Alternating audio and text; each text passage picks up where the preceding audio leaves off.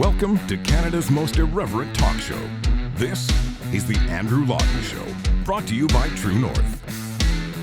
Welcome to the Andrew Lawton Show on True North, Canada's most irreverent talk show. It is Friday, September 1st, the beginning of a new month, heading into a long weekend, and that means back to school is upon us, which has probably invoked a little bit of anxiety in you, which I apologize for. But as you are racing out to Staples or wherever to get whatever you forgot to buy your kids for next week, just throw this podcast on in the car, and hopefully we will calm your nerves a little bit, because I want to shine a light in this particular episode on school choice. Now, I should say, by way of context, this is an issue that I've cared about and have been interested in for many years now, although I think it's one that a lot of parents haven't really considered as being as relevant as it is now, because it is something that we're seeing a lot of parents really start to wish to bring up, which is this choice on where they can send their kids to school. In the last few weeks, we've been talking a fair bit about the parental rights battles that have been taking place in an increasing number of provinces. It started in New Brunswick, but now we see these discussions even in Ontario and in Saskatchewan and elsewhere as well, when parents are deciding to take a little bit more ownership over what their kids are being taught in the classroom and what the schools that their children are going to are really pushing on them, or at the very least, what they are supposed to be doing. And this is where we get into a bigger discussion about the education system. And I wanted to really open it wide here, because I know that for most people, and this was, I think, the case for me growing up in Ontario, the options that my parents considered were Catholic school or public school. That was it. Homeschool was never on the radar. Private school was never on the radar as well. Some provinces have other systems available, like in the Alberta example, which has charter schools that have really given a huge number of options within the public system to parents. But I want to talk about all of this. What are the choices parents are making? And more importantly, why are we seeing some of these changes? So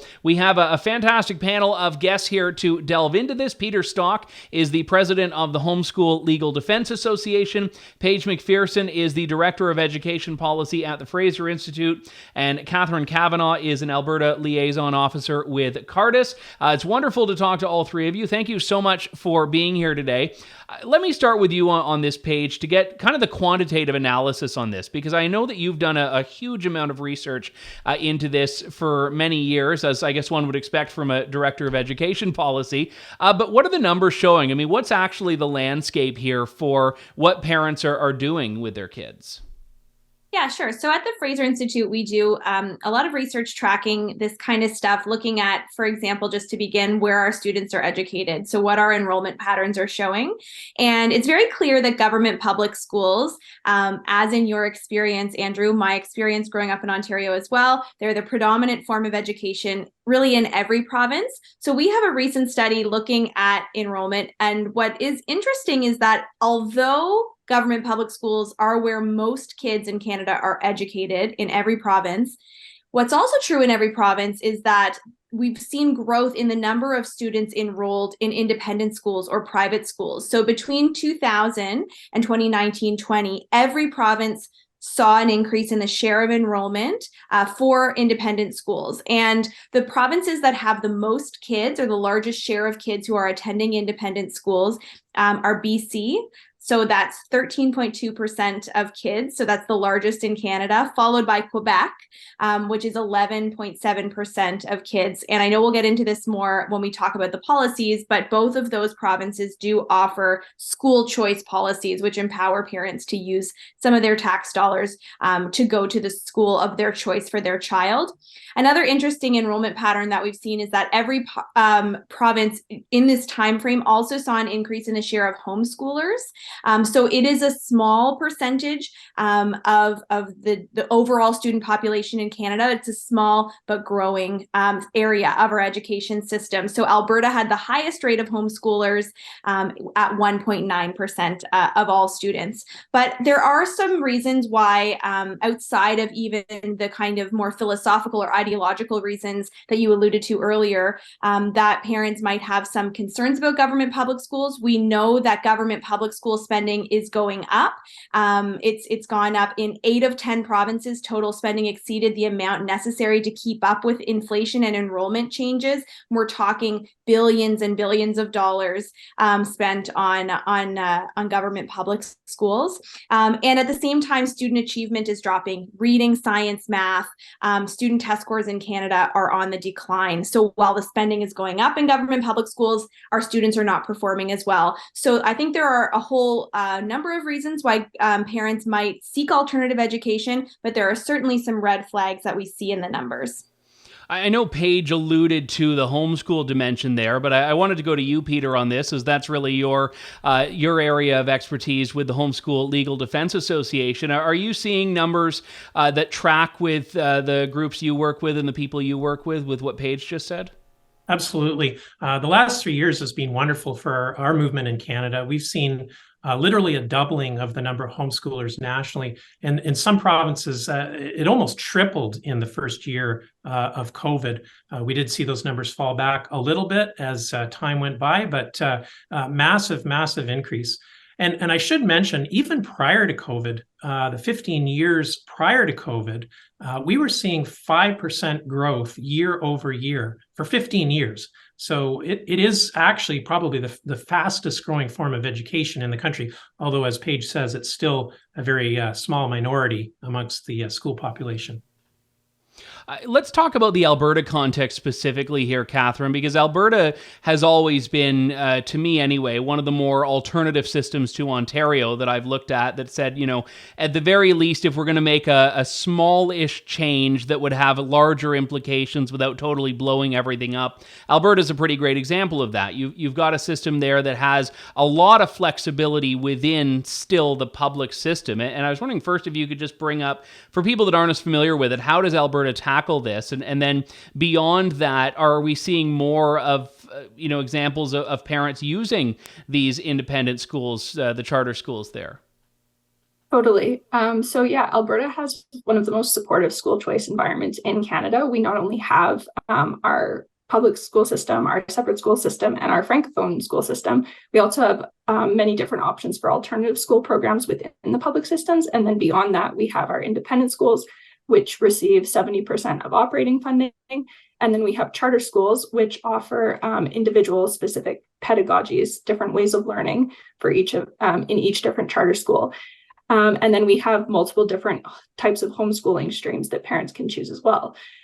So the charter school world alone has really exploded in the last few years. I think we have 3 new charter schools opening this fall and multiple other schools opening a different campus in a different geographic area. And we've seen so many different types of learning be introduced through these models. So we've had, rural charter schools open in the last year, a classical charter school. A charter school is opening in Edmonton this fall, geared specifically towards children from low-income families.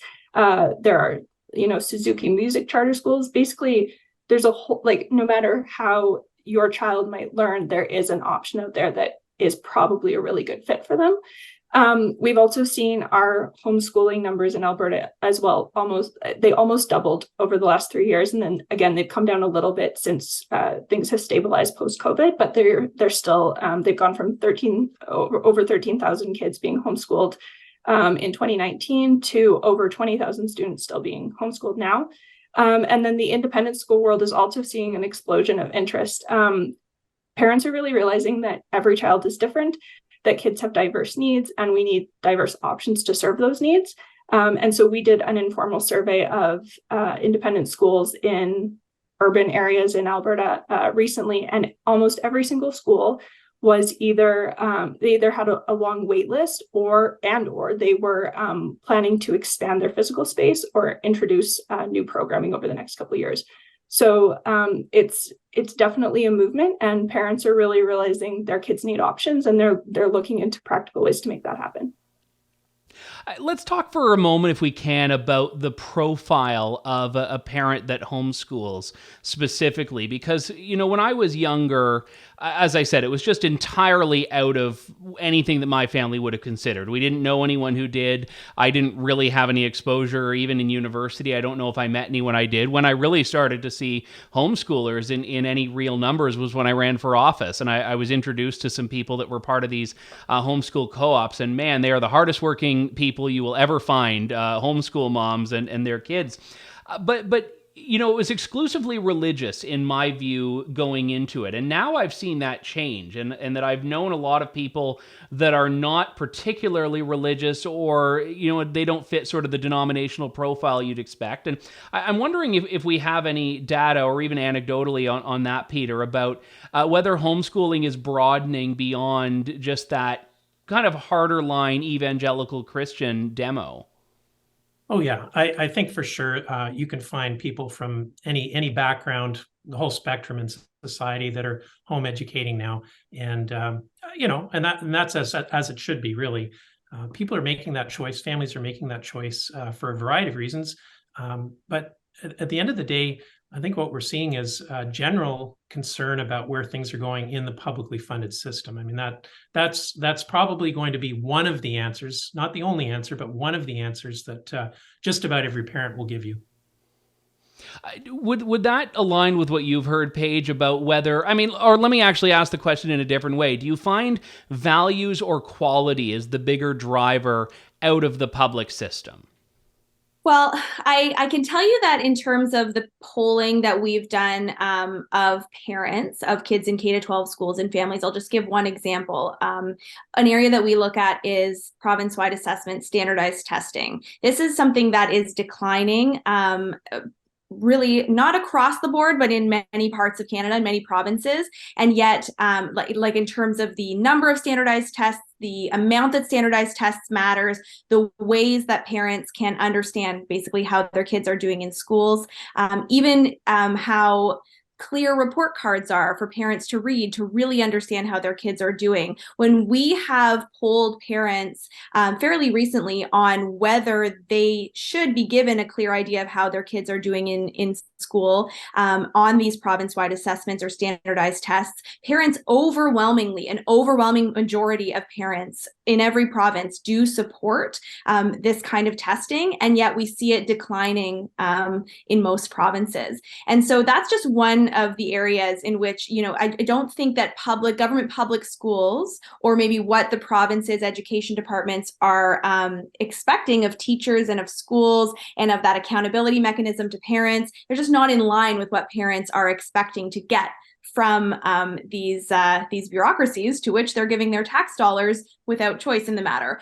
So that's one area. But then there's also, of course, curriculum, and there's a whole number of other of things that I think that parents do have these concerns. There's also things like discovery math, these educational concepts that are being introduced into curricula where you see these kinds of parent advocacy groups start up in protest because they simply are not able to help their kids with their math homework. They're seeing that their kids aren't doing as well. And as I mentioned earlier, we see on the international kind of gold standard testing, PISA international assessments, as well as the PEARLS international assessments, that Canadian student results are really declining in math and science and reading. And it's our kids who are going to suffer down the line. And really, I think, society as a whole who are going to suffer if these core competencies really aren't achieved. So I think that, what we've seen from, at least in terms of the research that we have done and the polling that we have done from parents, we haven't done a lot on sort of the philosophical, pedagogical side, but we do know that there is certainly a concern with quality, and there's a decline in that quality, but there's also, I think, just a disconnect between what parents expect and what they want to see and what they're actually getting from their government public school system. I'll put this to you, Catherine. Has there been any real research on outcomes at the end of it? I mean, for the most part, in Alberta, are charter school educated kids faring better after graduating than high school or public high school educated kids, for example, or anything else along that line? Yeah, I would say there's a lot of research coming out on this. And so we've done a survey at Cardus called the Cardus Education Survey. We've done it since 2009, I believe. And we're looking directly at that question. What are the outcomes for graduates who attended different types of school? And so we ask questions to children, or to graduates, I guess, not children anymore, who attended public schools, private Christian schools, who were in different types of homeschooling environments, both religious and not religious, whether they attended like an elite independent school. And the data is really, really clear that those who attended any one of the alternative options, whether it's an independent school, a religious school, or a homeschooling environment, have superb outcomes, both academically and in terms of, civic participation, connection with their community, satisfaction with their life, satisfaction in their families. And in some cases, they're more financially successful. In some cases, they're more, connected to their community. And so it just really shows that these different options and alternatives and different environments for learning, when you find one that is a best fit for each individual child, it really allows them to thrive in every aspect of their life, including academically. I know that there has always been this fear that in Ontario anyway, it goes back to the 2007 election when, we talked about faith-based school funding, which I thought was an entirely valid policy at the time, but ended up being the political career ender for John Tory, at least until he found a bigger political career ender a few years later. But the thing about that is that it was a perfectly reasonable policy to a lot of people who are religious but not Catholic, because, as a Protestant, I would say, oh, yeah, absolutely. I would love to have access to the same thing that Catholic students and Catholic parents do. And I wonder, though, if there is a bit of a concern, because I've talked to some people that have said, especially on the faith front, that they enjoy being outside of the public system entirely because they feel it gives them a bit more autonomy. And I wanted to ask you about that, Paige, as far as, the policy implications of coming into the public system or coming into public funding. Does that force schools to really abandon the things that are why they exist in the first place? Yeah, so that's a really good question. And I think that we have done research in this area. The short answer to your question is that it really depends on how the government crafts the policy. The goal, in my view, should be that you don't want to squelch the innovation and customization and the tailor-made fit for every kid kinds of benefits that come along with empowering families to choose alternative modes of education, whether that be giving them a portion of their tax dollars to go towards homeschooling or go towards independent schooling, whatever that might be. You want to allow those different educational models to be different, right? To innovate and provide that unique benefit that they can to be the best fit for every child. The problem is that when governments do start funding these models, we have seen that in provinces that offer funding to independent schools, there does tend to be a higher level of regulation on those independent schools. And the way that the policy is structured is such that, and this is not to say that this is a bad policy, but there in some provinces are tiers of funding where if you follow certain levels of regulation, you'll actually get more funding. So that might be if you're hiring certified teachers following the provincial curriculum, you might get different tiers of funding for your independent school.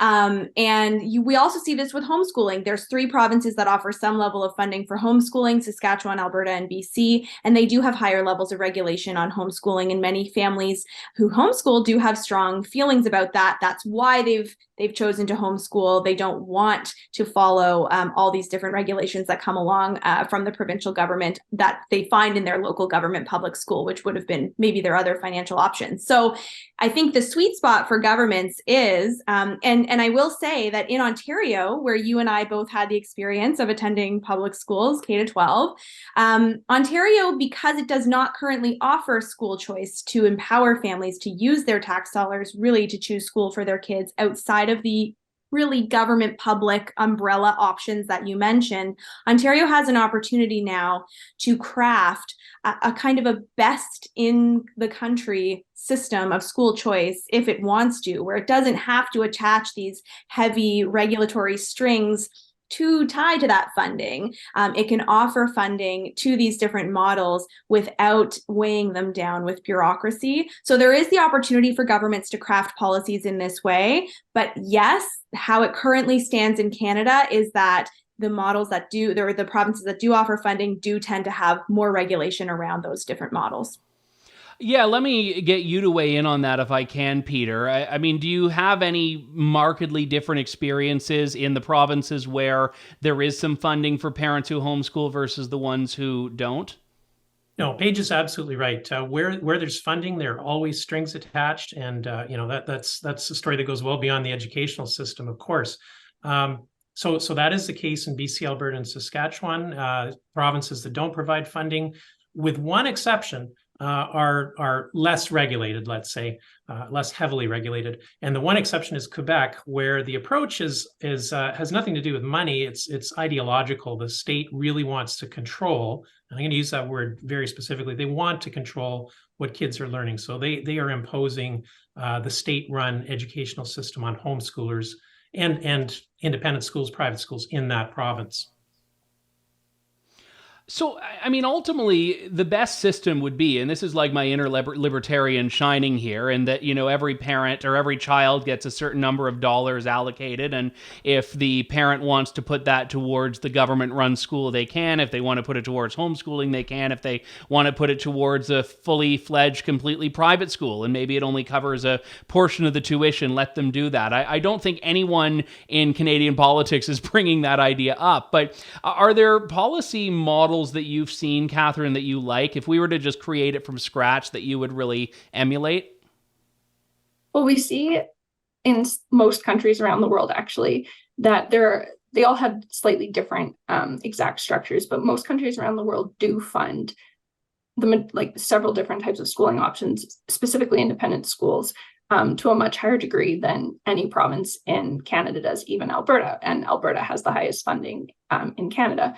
So there's certainly a lot of room to move down that road to different funding models so that we could empower parents to make the best choices for their children. The true crux of educational pluralism would be a system that respects parental knowledge of their children, one that has a reasonable and proper degree of accountability, and one that is equitable.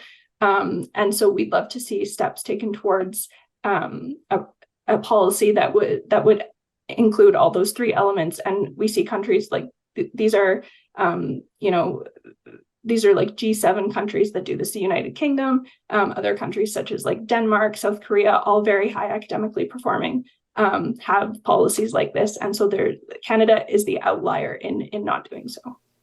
I know, Paige, the opposition you get to the school voucher model that I just laid out is that it basically siphons money away from the public system. That's the argument that you get. It's the not a particularly compelling argument, though, because as you've pointed out at the beginning of this show, the public system itself does not have a correlation between educational outcome and dollars spent.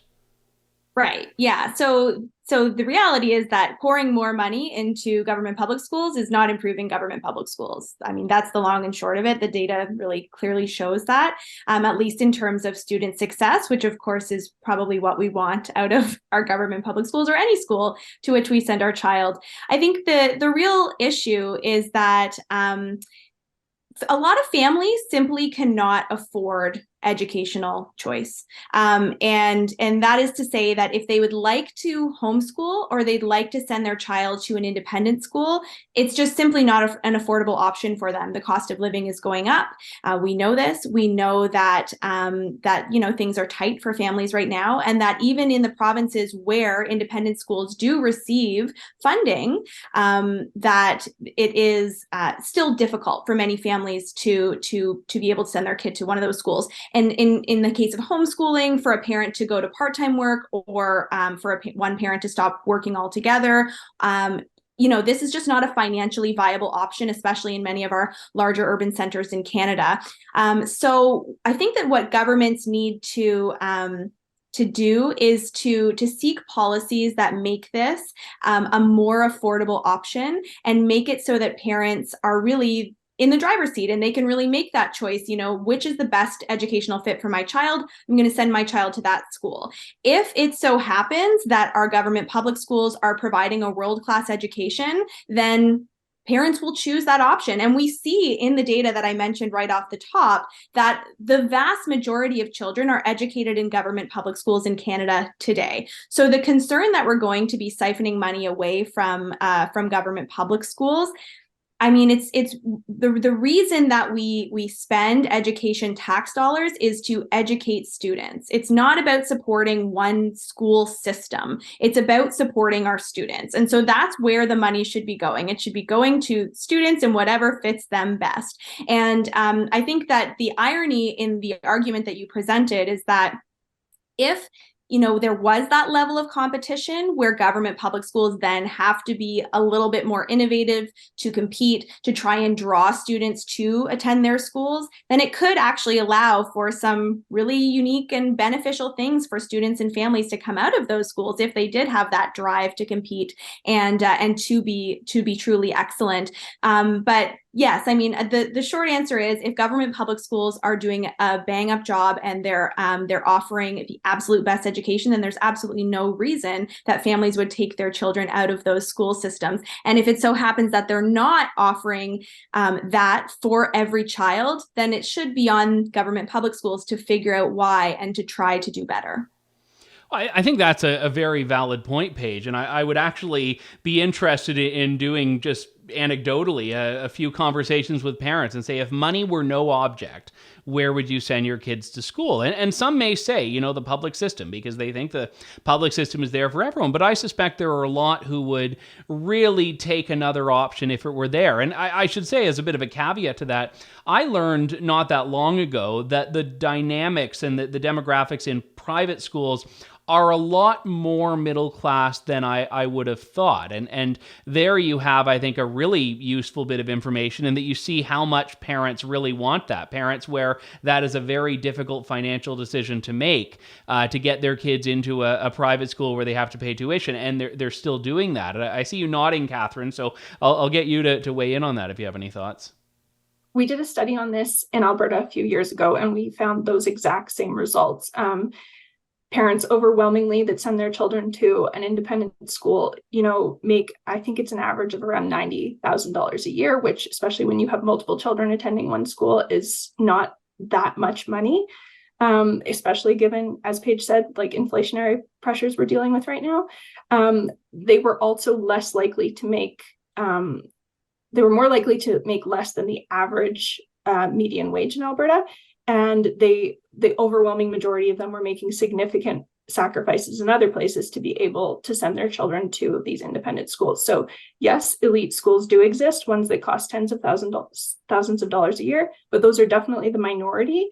And those people, the people that go to those schools, will always have a way to get the education for their children that they want. Those who are wealthy will always be able to, supplement the education that they might not be getting with extracurriculars or tutoring or tuition for an independent school. It's really those who are poorer or who have other challenges in their lives, who are disadvantaged by our current school system because they don't have those options. If they're not getting a great education, they probably can't afford to go to an independent school. They might not be able to logistically coordinate to go to a different public school, a better performing public school, or a charter school.